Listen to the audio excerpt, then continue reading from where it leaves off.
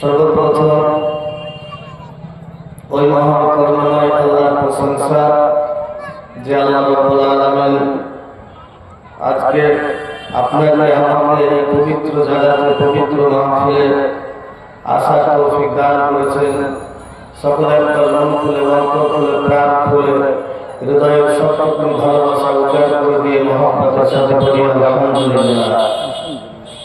তারপরে বলে আমাদের আখেরি নবী, ধর্মের গুরু, ধর্মের নেতা, মহাত্মা মহাপুরুষ, আশরাফুল আম্বিয়া, মহাপুরুষ, শ্রেষ্ঠ মানব নবীগুলোর শিরোমণি রাহমাতুল লিল আলামিন জনাবে মুহাম্মদ রাসূলুল্লাহ সাল্লাল্লাহু আলাইহি ওয়াসাল্লাম তিনার প্রতি শত সহস্র দরুদ ও সালাম বর্ষিত হোক নাযিল হোক।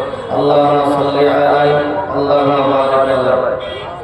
আমি আপনাদের সামনে সূরা হুজুরাত থেকে একটি আয়াত পাঠ করেছি। সে আয়াতটাকে সামনে রেখে এবং একটি হাদিস পাঠ করেছি। সেই হাদিসের কিছু অংশ পাঠ করেছি, সেটাকে সামনে রেখে আমি আমার আলোচনা শেষ করবো ইনশাআল্লাহ। আমি যে আয়াতটা পাঠ করেছি সে আয়াতের মধ্যে আল্লাহ রাব্বুল আলামিন তিনটা বিশেষ বিশেষ কথা বলছেন মানুষকে, সারা পৃথিবীর মানুষকে। আল্লাহ রাব্বুল আলামিন সারা পৃথিবীর দুনিয়ার সারা পৃথিবীর মানুষকে ডেকে আল্লাহ বলছেন,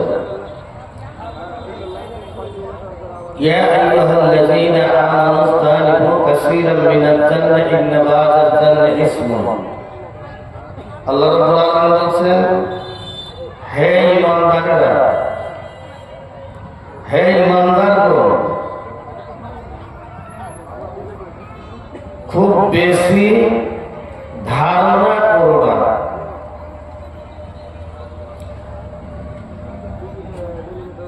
বেশি ধারণা থেকে দূরে থাকো। ইন্না বাজার জানলে ইসমুন, এমন কিছু ধারণা আছে যে ধারণা কাবিরা গুনাহে পরিণত হয়ে যায়। ইয়া আইয়ুহাল্লাযীনা আমানু ইসতানিবু কাসীরান মিনাজ জান্নাতি ইন্না বাজার জানলে ইসমুন, হে ঈমানদারেরা তোমরা বেশি ধারণা থেকে দূরে থাকো। কেন? কিছু কিছু ধারণা পাপের কারণ হয়ে দাঁড়ায়, কাবিরা গুনাহে পরিণত হয়ে যায়। একটা ধারণা। দ্বিতীয় নম্বর আল্লাহ বলছেন ওয়ালা তাজাসসু, তোমরা পরস্পরের দোষ ত্রুটি খুঁজে বেড়ায় না, একে অপরের দোষ ত্রুটি খুঁজে বেড়ায় না। তৃতীয় নম্বর ওয়ালা ইয়াগতা, এবং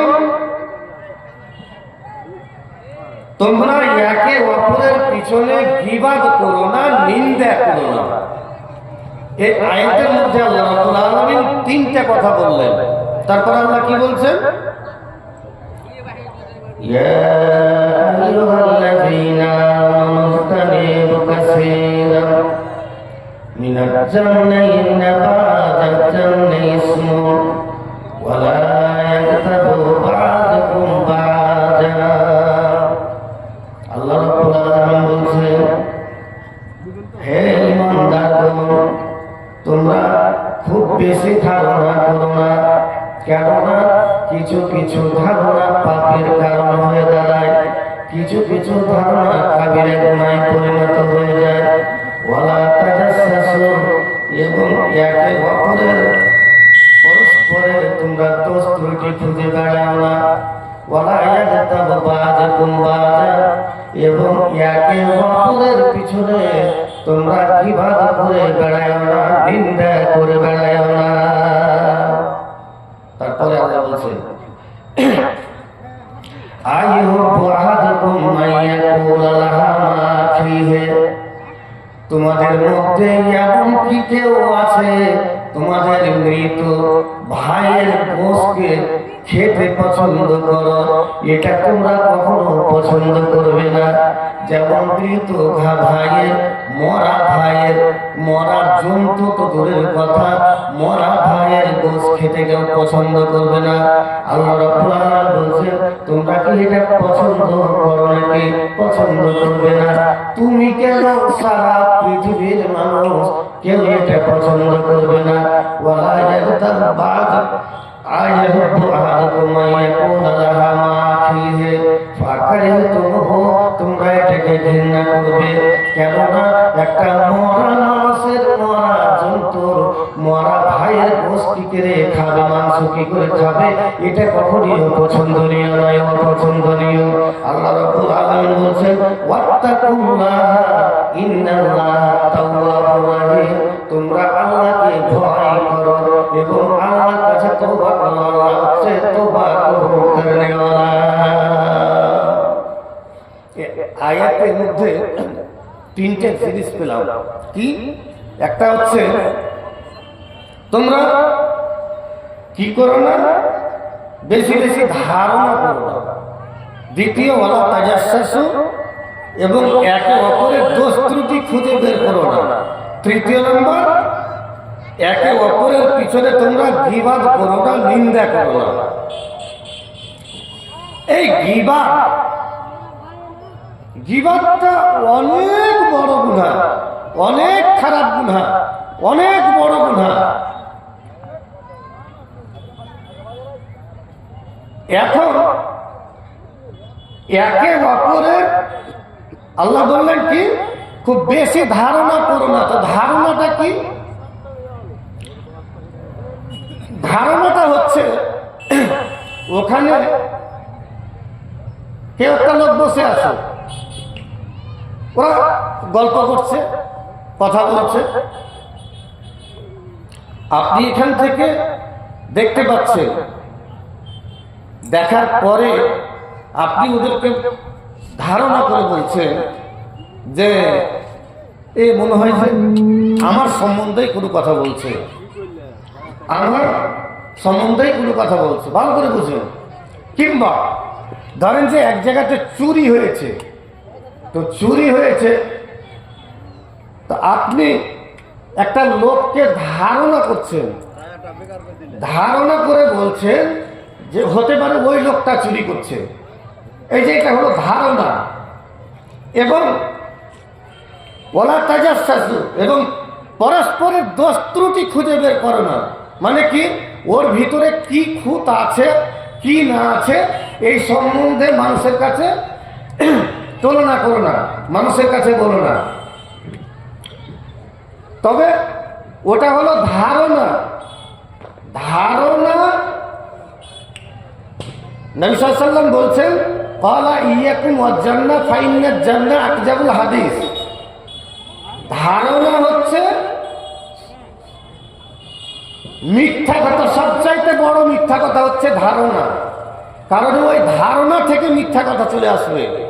কারণ ধারণা করে আপনি আরো 5 জনের সামনে বললেন, ধারণা করে, একটা তো ধারণা করে বললেন, আর আবার আপনি বললেন কথাটা মিথ্যা।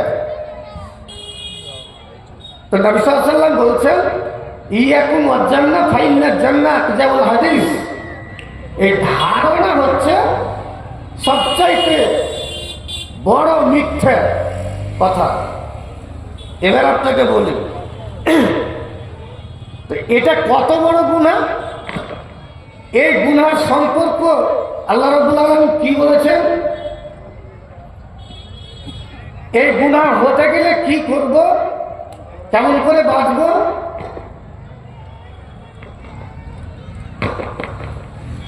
এখন গীবাত, গীবাতটা কি আপনাকে বলি। কেউ চুরি করেছে, ভালো করে বুঝুন, কেউ চুরি করেছে, এই কথাটাকে আপনি যদি বাজারে গিয়ে যদি বলেন যে অমুক টাকা চুরি করেছে, এটা হলো গীবাত। তার মানে অমুক করেছে, কিন্তু করেছে ওই কথাটা আপনি গিয়ে বললেন, এটা হলো গীবাত। আর চুরি করেনি এই কথাটা আপনি গিয়ে বলছেন যে অমুক চুরি করেছে কিন্তু চুরি করেনি, এটা হলো তোহমাত। একটা হলো তোহমাত, করেছে এটা হলো গীবাত, আর করেনি এটা হলো তোহমাত। তোহমাত এবং গীবাত। এবার আপনার আমাকে মিলাতে হবে যে আমরা কোন ইয়াতে পড়ে আছি। আমরা গীবাত নিয়ে পড়ে আছি, না আমরা তোহমাত নিয়ে পড়ে আছি, না মিথ্যা নিয়ে পড়ে আছি, কি নিয়ে পড়ে আছি আপনাকে জানতে হবে। যদি না জানি তবে সারা জীবনের মতো ভুল করতেই থাকবো, গুনার বোঝা মাথায় আসতেই থাকবে, পরিত্রাণের কোনো জায়গা পাবো না, রাস্তা পাবো না। তোহমাতটা কি? তোহমাতের কথাটা একটু আপনাকে বলি, চলুন তোহমাতটা তাই গীবাতের কথাটা বলি। নবী সাল্লাল্লাহু আলাইহি ওয়াসাল্লাম বলছেন, আল গীবাতু আসাদ্দু মিনাজ জিনা, আল গীবাতু আসাদ্দু মিনাজ জিনা। গীবাতটা হচ্ছে জিনার চাইতে বড়, গীবাতটা হচ্ছে জিনার চাইতে বড়। কেন এটা কথা বললেন আল্লাহ নবী? কেন বললেন জিনার চাইতে গীবাতটা হচ্ছে বড়? জেনা কত খারাপ জিনিস, কত খারাপ যে জেনাটা মানুষ একবার করে একটা যুবক একটা যুবতীতে একটা কোনো অন্ধকার ঘরে তারা মিলামিশা করবে, তারা যৌন খিদা মেটাবে, এটা হলো জেনা। এবং জেনার শাস্তি হলো 100 গোড়া মারা, এবং জেনার শাস্তি হলো যদি বিবাহিত হয় কবর থেকে পুঁতে দিয়ে তাকে রজম করে দিতে হবে। কিন্তু এত বড় শাস্তি তবু আল্লাহ নবী বলছেন, আল গীবাত আসাদ্দু মিনাজ জিনা, জিনার চাইতে গীবাতটা হলো বড় গুনাহ। গীবাতটা হলো জিনার চাইতে বড় গুনাহ। কেন? এবার আপনাকে বুঝাচ্ছি, আপনি বুঝতে পারবেন। এবার আপনাকে বুঝাচ্ছি, আপনি বুঝতে পারবেন। বলা খুব খারাপ হয়ে আছে।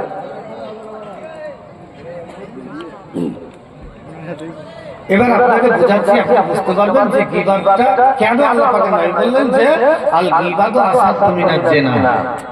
জিনার চাইতে গীবাতটা বড়। মাইকের আওয়াজ খারাপ হয়ে গেল লাগছে, মাইকের আওয়াজ ঠিক করুন। তো এবার আল্লাহ পাকের নবী কেন বলে দিলেন, কি কারণে বললেন আল্লাহ পাকের নবী? জিনাটা এত বড় গুনাহ, যেই জিনা করতে গেলে তাকে কোমর থেকে পুঁতে দিয়ে রজম করে দিতে হবে। কিন্তু আল্লাহ পাকের নবী বললেন আল গীবাতু আসাদ্দু মিনাজ জিনা, জিনার চাইতে গীবাতটা হচ্ছে বড় গুনাহ। এবার আপনাকে শুনুন, একটা একটা করে আমি বলছি, আপনি বুঝে নেন। গীবাত করে প্রকাশ্যে সবার সামনে, পাঁচটা লোকের সামনে, চায়ের দোকানে করে, মসজিদে করে, হাটে করে, বাজারে করে, সবার সামনে করে। কিন্তু জিনাটা এমন একটা জায়গাতে করে, যে জিনাটা ঘরের মধ্যে করে, বাইরে করে, জঙ্গলে করে, ঘরের মধ্যে করে, কোনো লজে গিয়ে করে, কোনো হোটেলে গিয়ে করে, জিনা করে। জিনা করলো কে? জিনা করলো যে করেছে সে, এবং ডাইরেক্ট জিনা করে যদি আল্লাহর কাছে যদি মাপ চাই, আল্লাহ রাব্বুল আলামিন রান্নাবাজি করেছে, জিনা করেছে, আল্লাহ মাফ করে দাও। আল্লাহর দয়া যদি হয় আল্লাহ মাফ করে দিতে পারে, আল্লাহর দয়া যদি হয় আল্লাহ মাফ করে দিতে পারে। তবে এখানে জিনা করেছে কে? আল্লাহ এবং বান্দা, আল্লাহ এবং বান্দা। ডাইরেক্ট আল্লাহর কাছে দোয়া করবে, বান্দা আল্লাহ, বান্দা আল্লাহ, এর মধ্যে কেউ নাই আর কেউ নাই, শুধু আল্লাহ আছে, মাঝখানে কোনো মাথা নাই, কিছু নাই, একদম ডাইরেক্ট আল্লাহর কাছে যাবে। কিন্তু গীবাতটা করলেন, গীবাতটা করেছেন কার করেছেন? না তো অমুক জন অমুক জনের করেছে। কি গীবাত করেছে? না তো অমুক চুরি করে নিয়ে পালিয়ে গেছে। এই গীবাতটা কোথায় করেছেন? শামসের হাট গেছেন, চরঙ্গিতে গেছেন, জোরগাছিতে গেছেন, এই গীবাতটা করেছেন। এই গীবাত করেছেন, আল্লাহ রাব্বুল আলামিন বলেন গীবাতের গুনাহ মাফ হবে না। কেন মাফ হবে না? যদি ওই লোকটা যদি মাফ করে দেয় তবে তোমার গুনাহ মাফ হবে, নচেত মাফ হবে না। আর তুমি জিনা করেছো, জিনা করার পরে মেয়েটা মাপ চাইবে না চাইবে মেয়েটার ব্যাপার, কিন্তু তুমি অন্যায় করেছো, তুমি বুঝতে পেরেছো, মাওলানা সাহেব করেছে, জিনা করলে এরকম শাস্তি, জিনা করলে এরকম শাস্তি। হাত তুলে মসজিদে বসে গেছো, রাত্রি 12টার সময় বসে গেছো, আল্লাহ রাব্বুল আলামিন জিনা করেছি, অন্যায় করেছি, ভুল করেছি, আল্লাহ তুমি ক্ষমা করে দাও। আল্লাহ রাব্বুল আলামিনের দয়া যদি হয় তো মাফ করে দিতে পারে। তবে আল্লাহর সাথে ডাইরেক্ট সম্পর্ক হলো, আর তুমি গীবাত করে তুমি আল্লাহর কাছে বলছো, আল্লাহ ওই লোকটার আমি গীবাত করেছি, ওই লোকটার আমি বরবাদ করেছি, ওই লোকটাকে আমি মিথ্যা অপবাদ দিয়েছি, ওই লোকটাকে আমি ফাঁসিয়ে দিয়েছি, ওই লোকটাকে জেনাকর বলেছি, মদখোর বলেছি, উচ্চারণ বলেছি, আল্লাহ তুমি আমাকে মাফ করে দাও। আল্লাহ বলছে না না না না, মাফ হবে না, মাফ হবে না, মাফ হবে না, মাফ হবে না। কেন মাফ হবে না? তুই যার কাছে বলেছিস তার কাছে তুই মাফ নিয়ে আয়, যদি ও মাফ করে দেয় আমি আল্লাহ রাব্বুল আলামিন তবে তোকে মাফ করে দেব।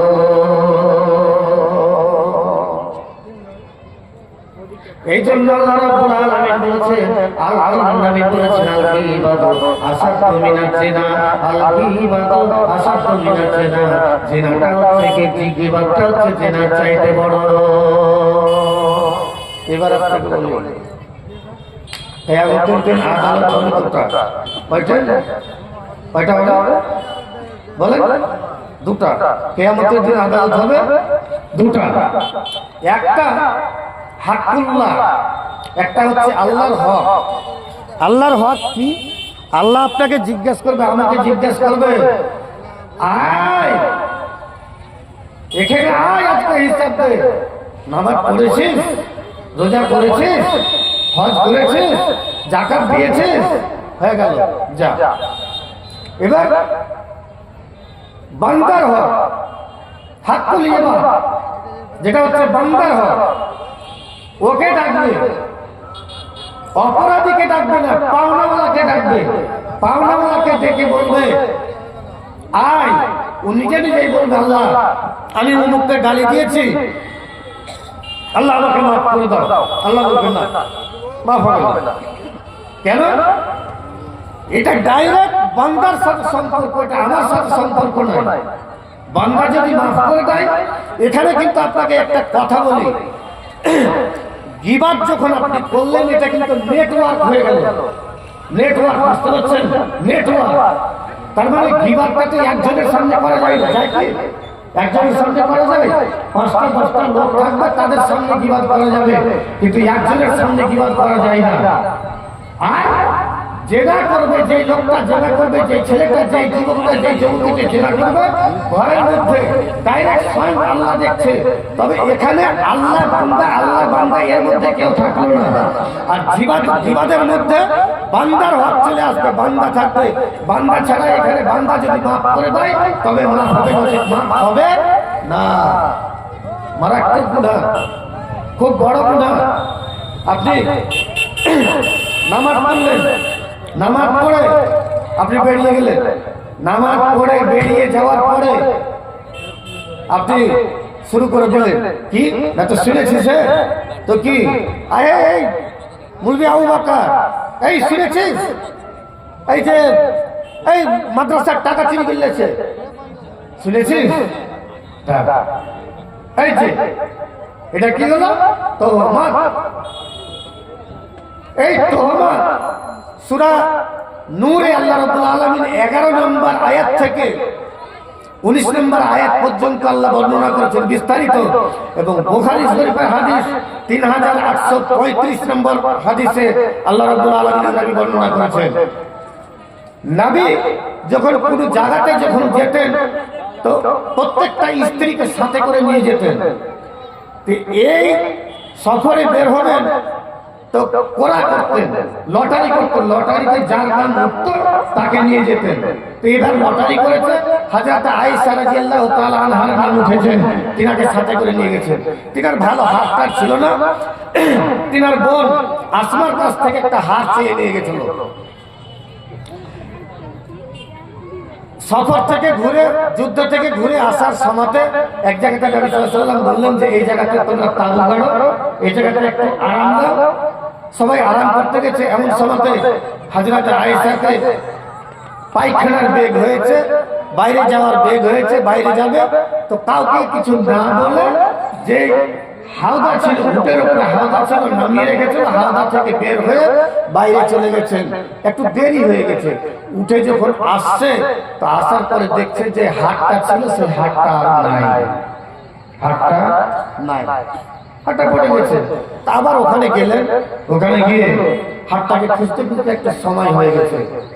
এর মধ্যে নবী সাল্লাল্লাহু আলাইহি ওয়াসাল্লাম অর্ডার দিয়েছেন, চলো তোমরা এবার সবাই। হযরত আয়েশা রাদিয়াল্লাহু তাআলা আনহার তখন বয়স ছিল মাত্র 14 বছর। হযরত আয়েশা নিজে বর্ণনা করছেন যে আমার শরীর এত হালকা ছিল যে ওরা হাওদাটা উটের উপরে উঠিয়েছিল, তোমরা বুঝতে পারেনি যে আমি ভিতরে আছি না নাই। হাওদাটা উঠিয়ে দিয়েছে, ওরা চলতে আরম্ভ করেছে। আমি এসে দেখলাম যে এখানে কেউ নাই। আমি ওইখানে কাপড় মুড়ি দিয়ে বসে থাকলাম। আমার ধারণা যে নবী ওখানে আমাকে দেখতে না পেয়ে কোনো লোককে পাঠাবেন আমাকে খোঁজার জন্য। হযরত আয়েশা ওই জায়গাতে বসে থাকলেন। আর বসে থাকার পরে নবীর একটা নিয়ম ছিল, পিছনে পিছনে কোনো একজন সাহাবা রেখে দিতেন। কেন রাখতেন? যে কোনো মাল যদি ছুটে যায়, কোনো উট যদি ছুটে যায়, ছাগল যদি ছুটে যায়, সেইগুলো নিয়ে আসার জন্য। কিন্তু হযরত সাফওয়ান বিন মুআত্তালকে সেই কাজ দিয়েছিলেন। সাফওয়ান বিন মুআত্তাল পিছনে পিছনে আস্তে আস্তে আস্তে আস্তে গাছের কাছে দেখছে। হযরত সাফওয়ান বিন মুআত্তাল পর্দার হুকুম হওয়ার আগে হযরত আয়েশাকে দেখেছেন এবং কাপড়টা দেখে ছিঁড়ে নিয়েছেন। হযরত আয়েশা বলছেন, এটা তো উম্মাতুল মুমিনিন, এটা তো হযরত আয়েশা নবীর স্ত্রী। যেমনই এই কথা বলা, হযরত সাফওয়ান বিন মুআত্তাল জোরে সরে বলেছেন, ইন্না লিল্লাহি ওয়া ইন্না ইলাইহি রাজিউন। এই কথাটা বলেছে, এই কথাটা বলার সাথে হযরত আয়েশা বলছেন, আমি চেতন হয়ে গেছি। আর তার সাথে কথা নাই, বার্তা নাই, চাল নাই, শত নাই, কিছু নাই। সাফওয়ান বিন মুআত্তাল উটের লাগাম ধরে নামতে উঠটাকে বসালেন। আমি উঠে চলে গেলাম। উটের লাগাম ধরে সাফওয়ান বিন মুআত্তাল টানতে লাগলো। চাল নাই, শব্দ নাই, কিছু নাই, চালা করেনি।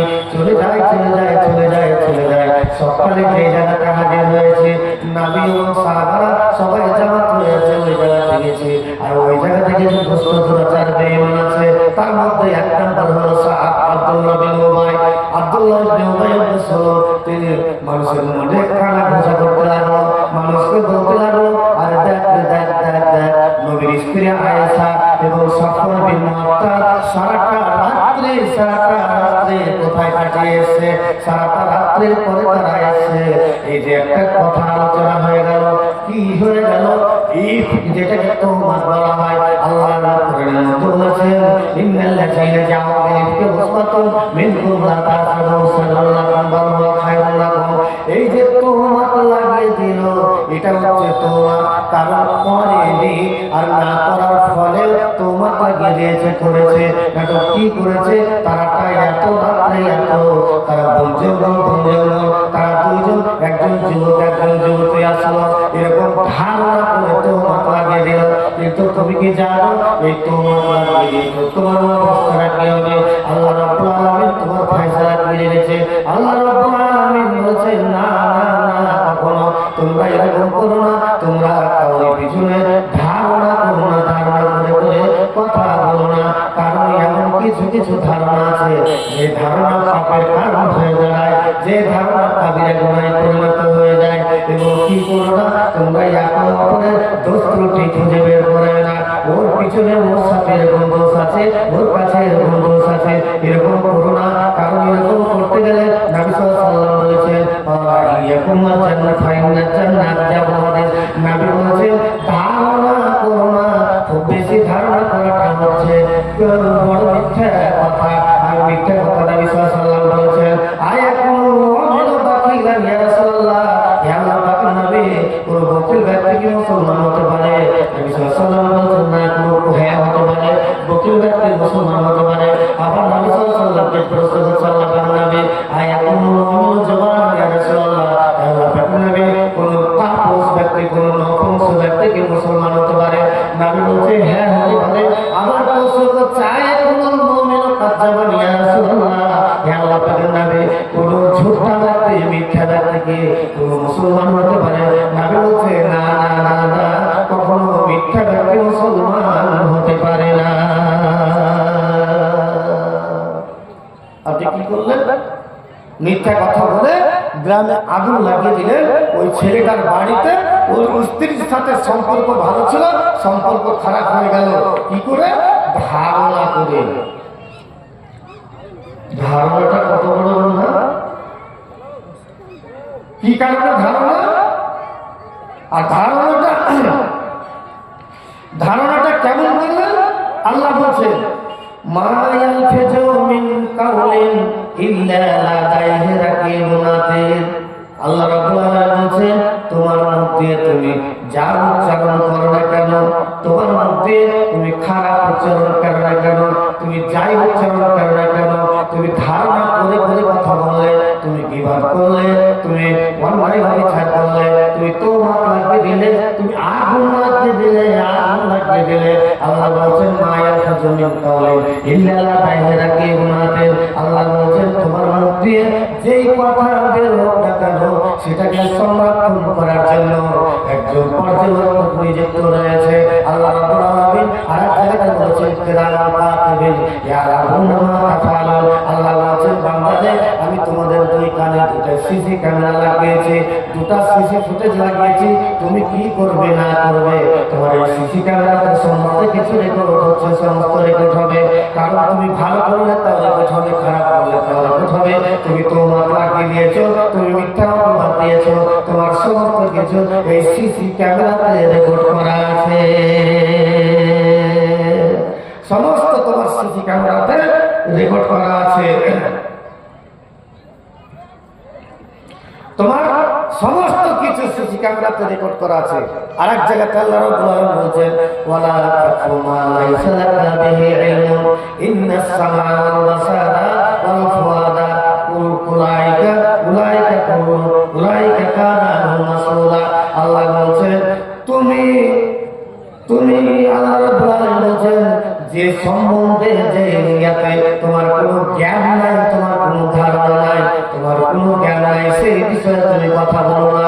কারণ ওই সম্বন্ধে তোমার জ্ঞান নাই, তুমি জানো না। ওই লোকটা কি করেছে তুমি জানো না, ওই লোকটা চুরি করেছে না করেছে তুমি জানো না, ওই লোকটা জেনা করেছে না করেছে তুমি জানো না। কারণ তোমার ওই সম্বন্ধে তোমার কোনো জ্ঞান নাই, ধারণা নাই, তুমি এই সম্বন্ধে কথা বলতে চাও না। আল্লাহ রাব্বুল আলামিন বলেছেন তোমার ইন্নাস সামআ ওয়াল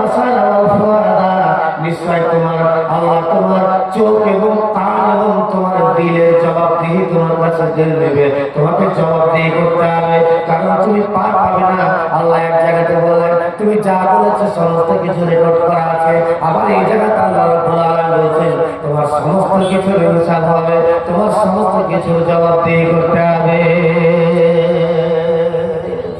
তাইলে একটা ভালো মানুষকে আপনি ফাঁসিয়ে দিলেন, ফাঁসিয়ে দিলে তো ফাঁসিয়ে দিয়ে লোকটার অবস্থাটা কি হলো আপনি কি দেখেছেন? আপনি বললেন জানি খুব ভালো করলাম, কিন্তু লোকটার অবস্থা কি আপনি দেখেছেন? এই গুনাহটা আপনি মনে করছেন নামাজ পড়ছি মাফ হয়ে যাবে, বন্ধুরে আপনাকে বলছি না, গীবাদের গুনাহ মাফ হবে না। কেন? এই যে আপনাকে বলেছি এখানে আপনাকে সাইড দিয়ে নিয়ে যেতে হবে, আর জেনার গুনাহ যেটা হচ্ছে সেটা হচ্ছে ডাইরেক্ট আল্লাহর সাথে ডাইরেক্ট। আল্লাহ দয়া হলে আল্লাহ মাফ করে দিতে পারে, কিন্তু এই গুনাহ আপনাকে মাফ করবে না। কেন এই গুনাহ আপনাকে মাফ করবে না? কারণ বান্দার হক নষ্ট করেছো, বান্দার সাথে তুমি করেছো, সুতরাং সে যদি তোমাকে মাফ করে দেয় মাফ হবে, মাফ হবে না, তোমাকে তার কাছে ক্ষমা চাইতে হবে। এবার আপনাকে চলি যেটা আপনাকে আমি বলতে চাইছি, তবে বসে বসে বসে বসে বসে বসে এই বিবাদ করতে করতে করতে করতে করতে করতে নিজের নাফটাকে নিজের জীবনটাকে ধ্বংস করে দিয়েছি, শেষ করে দিয়েছি। কি করতে করতে? পরের সমালোচনা করতে করতে। আমরা বেশি সমালোচনা করে কারা জানেন? বেয়াদবি মাফ করবেন আর রাগ করবেন না। যারা দোকানে বেরিয়ে বেড়ায়, যারা বাজার ঘাটে বেড়ায়, তারা সমালোচনা খুব কম করে। সমালোচনা কারা করে জানেন? আমার মতন নামাজি নামাজ পড়ে বেরিয়ে গেল, আর নামাজ পড়ে বেরিয়ে সমালোচনা করতে শুরু করলো, বিবাদ করতে শুরু করলো। শুনেছি না তো কি, না তো এই তো এরকম ঘটনা, ও এরকম ব্যাপার, হ্যাঁ এটা আমি একটা শুনেছিল, বেকার শুনেনি। কিন্তু এই গুনাহ কি করে মাফ হবে? আমি ইমানদার, এমন নামাজ পড়ছি যে নামাজের সাথে আমার মিক্স হয়ে গেল আল্লাহ পাকের নবী জনাব মুহাম্মদ রাসূলুল্লাহ সাল্লাল্লাহু আলাইহি সাল্লাম বসে আছেন মসজিদে নববীতে, এরকম করে হিলাম দিয়ে বসে আছেন, হিলাম দিয়ে বসে আছেন। নবী সাল্লাল্লাহু আলাইহি সাল্লাম বলছেন আমি কি তোমাদেরকে এটা কথা বলবো, তিনটা গুনার বড় তিনটা গুনার কথা বলবো? নবী বলছেন জি বলুন। সাহাবা বলছেন আল্লাহ পাকের নবী বলুন তিনটা বড় গুনার কথা। নবী সাল্লাল্লাহু আলাইহি সাল্লাম বলছেন আলা নাবিয়ুকুম বিআকবারিল কাবায়ের। নবী সাল্লাল্লাহু আলাইহি সাল্লাম বলছেন আমি কি তোমাদেরকে কিছু বড় গুনার কথা বলবো নাকি? সাহাবারা বলছেন কুলনা বালা ইয়া রাসূলুল্লাহ, ইয়া আল্লাহ পাকের নবী বলুন। নবী সাল্লাল্লাহু আলাইহি সাল্লাম বলছেন ক্বালা আল ইসরাকু বিল্লাহ। নবী সাল্লাল্লাহু আলাইহি সাল্লাম বললেন আল্লাহর সাথে কাউকে শিরিক করা, এটা হলো বড় গুনাহ, বড় গুনাহ, বড় গুনাহ, এটা হলো বড় গুনাহ। তারপরে আল্লাহ রাব্বুল আলামিন বলছেন ও উকুকুল ওয়ালিদাইন, আল্লাহ পাকের নবী বলছেন যে মা বাপের সাথে বেয়াদবি করা এটা হচ্ছে বড় গুনাহ। 3 নম্বর নবী সাল্লাল্লাহু আলাইহি সাল্লাম বলেছিলেন ওয়া কানা মুত্তাকিয়ান ফাজালাসা, নবী এরকম করে হিলাম দিয়েছিলেন, আর হিলাম দিয়ে কোন সোজা হয়ে বসলেন, সোজা হয়ে বসার পরে বলছেন ফাকালা ইল্লা কাওলাযুর, ফাকালা ইল্লা কাওলাযুর। নবী সাল্লাল্লাহু আলাইহি সাল্লাম তিনবার বললেন যে মিথ্যা কথা সবচেয়ে বড় গুনাহ, মিথ্যা কথা সবচেয়ে বড় গুনাহ। যখন নবী যখন পর পর পর পর পর পর যখন বলতে থাকলেন, সাহাবারা বলতে হাই নবী যদি এবার যদি চুপ থাকতেন, নবী যদি এবার যদি থেমে যেতেন তো ভালো হতো, কিন্তু নবী কেন বললেন? নবী হিলাম দিয়েছিলেন, নবী উঠে দাঁড়ালেন এবং বসলেন। বসার পরে নবী বলেছেন ইল্লা কাওলাযুর, নবী বলছেন মিথ্যা কথা হচ্ছে সবচাইতে বড় গুনাহ, এবং মিথ্যা হচ্ছে সবচাইতে দুনিয়ার ফাসাদের গুনাহ। কারণ তুমি নামাজ পড়ে এলে, আর নামাজ পড়ার পরে তুমি মিথ্যা কথা বলে দিলে সকাল থেকে নিয়ে সন্ধ্যা পর্যন্ত মিথ্যা কথা বলতে বলতে বলতে বলতে এই মিথ্যার কারণে গীবত হয়ে যায়, মিথ্যার কারণে পরনিন্দা হয়ে যায়, মিথ্যার কারণে চুগলখড়ি হয়ে যায়, মিথ্যার কারণে তোহমাত হয়ে যায়, এই মিথ্যার কারণে সমস্ত কিছু হয়ে যায়। এই জন্য আল্লাহ পাকের নবী বলছেন ইন্না ওয়া কাওলা জুর, নবী বলছেন মিথ্যা হচ্ছে সবচাইতে বড় গুনাহ, মিথ্যা হচ্ছে সবচাইতে বড় গুনাহ। এবার আপনাকে বলি মিথ্যা কত বলি, দিনে কয়বার করে মিথ্যা কথা বলি? বলতে বলতে বলতে বলতে বলতে নিজের নাফসটা, নিজের আত্মাটা শেষ করে দিয়েছি, নিজের জীবনটাকে ধ্বংস করে দিয়েছি। আর এই মিথ্যার কারণে বাড়িতে অশান্তি, স্ত্রীর কাছে অশান্তি, এই মিথ্যা কথা বলতে বলতে বলতে, কারণ একজন মিথ্যা কথা বলে আগুন জ্বালিয়ে দিয়েছে আর থামে না। কেন? এই মিথ্যা। আল্লাহ পাকের নবী কেন বললেন? আল্লাহ বললেন, আল্লাহ রাব্বুল আলামিন বললেন যে তোমরা খুব বেশি বেশি ধারণা করো না। বেশি ধারণা করতে গেলে তোমার মাথা খারাপ হবে, আর বেশি ধারণা করতে গেলে গ্রামে আগুন জ্বলবে, বেশি ধারণা করতে গেলে সংসারে আগুন জ্বলবে, বেশি ধারণা করতে গেলে সংসারে শান্তি পাওয়া যাবে না, বেশি ধারণা করতে গেলে গ্রামটা তছনছ হয়ে যাবে। এবার আপনাদের প্রশ্ন করি, আচ্ছা জেনা করে তো জেনা করলে কি জামাত ভাঙে? ভাঙে ভাঙে, জামাত ভাঙে ভাঙে না। কিন্তু গীবত যদি করা যায় গোটা গোটা জামাত নষ্ট হয়ে যায়। জামাত ভাঙে না? গীবত করতে গেলে জামাত নষ্ট হয়ে যায়, ধ্বংস হয়ে যায়। কারণ ওই লোকেদের কথা গিয়ে অন্য জায়গাতে বলছে, তো গোটা জামাতটা ভেঙে গেল, তছনছ হয়ে গেল, গোটা জামাতটা শেষ হয়ে গেল। তার কারণে না তো এই লোকটার কারণে, যে লোকটা গীবত করে বেড়ায়। আল্লাহ রাব্বুল আলামিন বলছেন কি? আল্লাহ কোরআনের মধ্যে বলছেন আমি ইয়াসুদুনান নাস আলামাতা হুমুল্লাহু মিন ফাজলি ফাকাদ আতাইনা আলা ইব্রাহিম ওয়াল হিকমাতা। আল্লাহ রাব্বুল আলামিন বলছেন তারা কি এই জন্য অন্য লোকদের প্রতি হিংসা করে, তারা কি এই জন্য অন্য লোকদের প্রতি হিংসা করে যে আমি তাদেরকে অনুগ্রহ দান করেছি, যেমন করে আমার হিকমত দান করেছিলাম, কিতাব দান করেছিলাম ইব্রাহিমের উপরে, ইব্রাহিমের ছেলেদের উপরে, ইব্রাহিমের সন্তানদের উপরে। তারা তাদেরকে আমি উচ্চ জায়গাতে বসিয়েছে, তাদেরকে আমি উচ্চ মর্যাদা বসিয়েছে। তার কারণে কি তারা এরকম করছে? আল্লাহ পাকের নবী বলছেন কালা ইয়াকুম ওয়ালা হাসাদা ফাইনাল হাসাদা ইয়াকুম হাসাদা কামা তাকুলুনা নারুতা। আল্লাহ পাকের নবী বলছেন যে তোমরা হিংসা করো না। হিংসা এমন একটা বস্তু, হিংসা যদি করো তোমার যত আমল আছে, যত আমল আছে, যত আমল আছে, সমস্ত আমল তোমার নষ্ট হয়ে যাবে, সমস্ত আমল তোমার বরবাদ হয়ে যাবে, শেষ হয়ে যাবে। কেমন হয়ে যাবে? আল্লাহ পাকের নবী বলছেন যেমন করে কাঠে খেলে আগুন লাগাতে গেলে। আসসালামু আলাইকুম, কোথায় বলবো? আচ্ছা বসেন, আমি আসছি।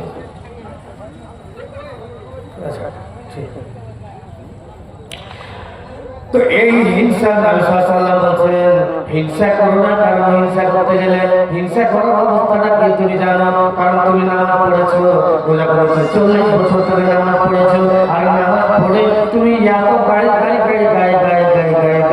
নেকি করে নিয়েছো, পালা নেকি করে নিয়েছো। আল্লাহ পাকের নবী বলছেন ওয়াল হাসাদা ফাইনাল হাসাদা ইয়াকুম হাসাদা কামা তাকুলুনা নারুতা। আল্লাহ পাকের নবী বলছেন যেমন করে আগুনে খড়কে কাটকে জ্বালিয়ে জ্বালিয়ে জ্বালিয়ে জ্বালিয়ে জ্বালিয়ে পুড়িয়ে পুড়িয়ে পুড়িয়ে পুড়িয়ে পুড়িয়ে পুড়িয়ে যেমন ছাই করে দেয়, শেষ করে দেয়।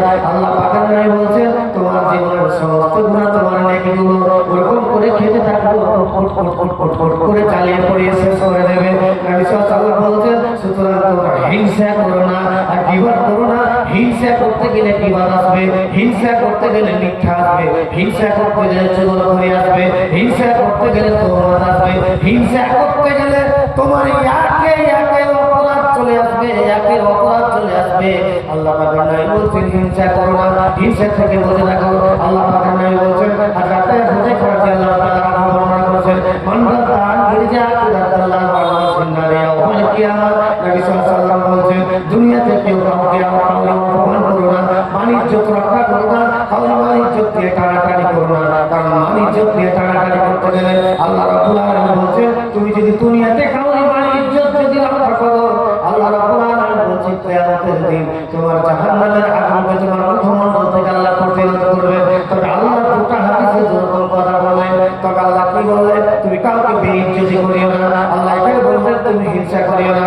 আল্লাহ রাব্বুল আলামিন কোরআনের মধ্যে বললেন যে তোমরা এই জন্য কি তারা কি এই জন্য হিংসা করে, তারা কি এই জন্য মনের মধ্যে হিংসা বসে রাখে যে আমি তাদেরকে বড় বড় করেছি, তাদেরকে হিকমত দান করেছি, কিতাব দান করেছি, তাদেরকে আমি বড় উঁচু জায়গাতে বসিয়েছি, তারা কি এই জন্য হিংসা করে নাকি?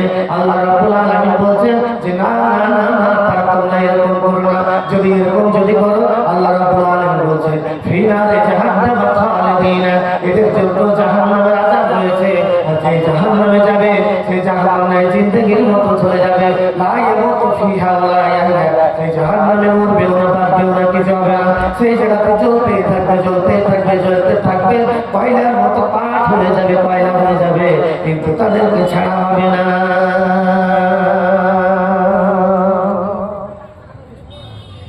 হিংসার আগুনে জ্বলো কেন তোমরা, ইতার পরিণাম জানাস ভাই, রাশি রাশি নেকি গুলো কয়লার মতো জ্বলে নিমিষে হয়ে যাবে ছাই।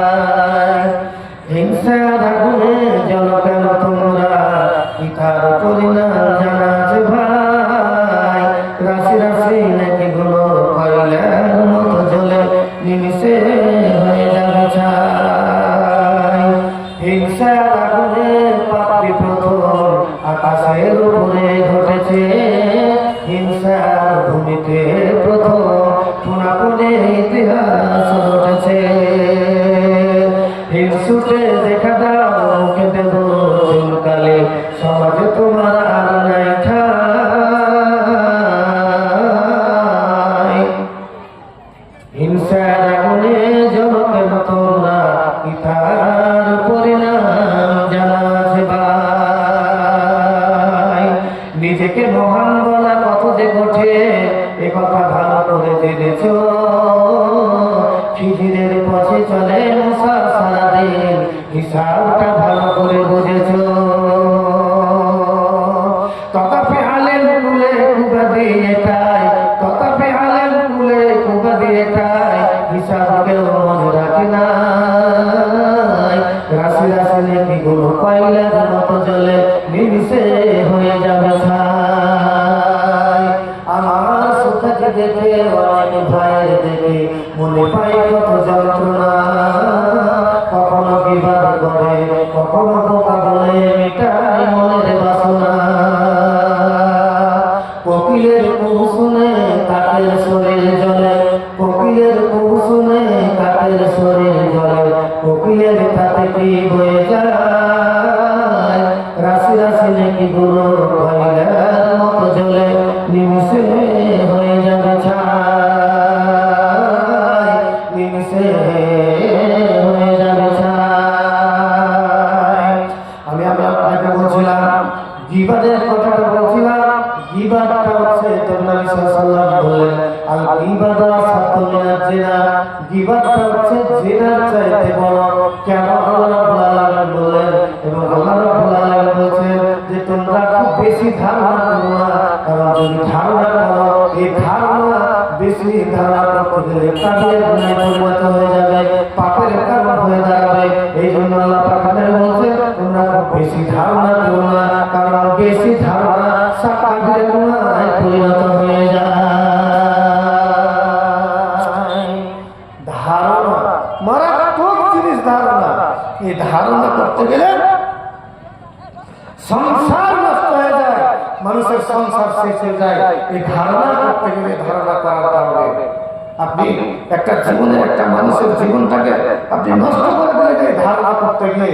কিন্তু আল্লাহ তাআলা কি বললেন, আল্লাহ রাব্বুল আলামিন বললেন, আবার আয়াতে তর্জমা করছি ইয়া আইয়ুহাল্লাযীনা আমানু ইসতানিবু কাসীরাম মিনাজ জান্নি ইন্না বা'দাজ জান্নি ইসমুন ওয়া লা ইয়াগতার بعد أيوفاكم أن يكون لها فيه ميتا فكرهتموه فاتقوا الله إن الله تواب رحيم আল্লাহ রাব্বুল আলামিন বলেন তোমরা খুব বেশি ধারণা করো না কেননা কিছু কিছু ধারণা কাবিরা গুনাহে পরিণত হয়ে যায় ওয়ালা তাজাসসু এবং একে অপরের পরস্পরের দোস্তি খুঁজে বের করে না ওয়ালা ইয়াকতাবু বা'দুকুম বা'দান এবং একে অপরের তোমরা নিন্দা করো না গীবত করো না পশ্চ থেকে তোমরা নিন্দা করো না কেন আল্লাহ রাব্বুল আলামিন বলেন আইয়ুহু আহাদুকুম আইয়াকুলা লাহা ফিহি মাইতা তোমাদের মধ্যে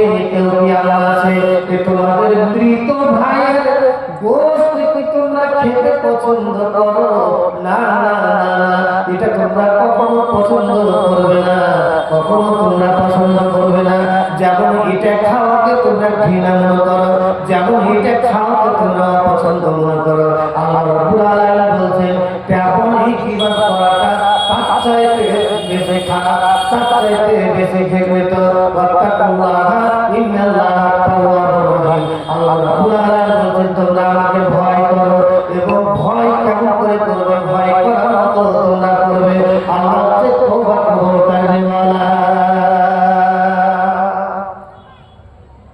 তবে আপনাকে কয়েকটা কথা বললাম তার মধ্যে তিনটা কথা হলো যে একটা হচ্ছে ধারণা করা একটা হচ্ছে পরস্পরের দোস্তি করা আর একটা হচ্ছে যেটা হচ্ছে গীবত করা এই তিনটা কথা বললাম এই তিনটা কথা আসলো কোথা থেকে তারপরে আপনাকে আমি বললাম কি যে ইয়কালা ইয়াকুম ওয়া জান্নাত ফাইন্না জান্নাত জাবুল হাদিস নবী সাল্লাল্লাহু আলাইহি ওয়াসাল্লাম তোমরা খুব বেশি ধারণা করো না কারণ এই বেশি ধারণা হচ্ছে মস্ত বড় মিথ্যে কথা এই ধারণা করাটা তাহলে আল্লাহ কোরআনের মধ্যে বলেন ধারণা করো না আর নবী বলছেন ধারণা করাটা হচ্ছে সবচাইতে বড় মিথ্যা কথা তাহলে ধারণা থেকে সমস্ত কিছু চলে আসছে বন্ধুরা ধারণা করতে করতে করতে করতে নিজের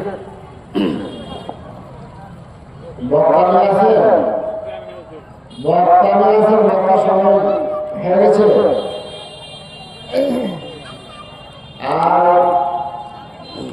গ্রামবাসীদের বলছি যে দুইজন যুবক বক্তা বক্তা হয়ে ফিরে যাচ্ছেন এখন পর্যন্ত প্যানেলের উঠে মাত্র কয়েকজন লোক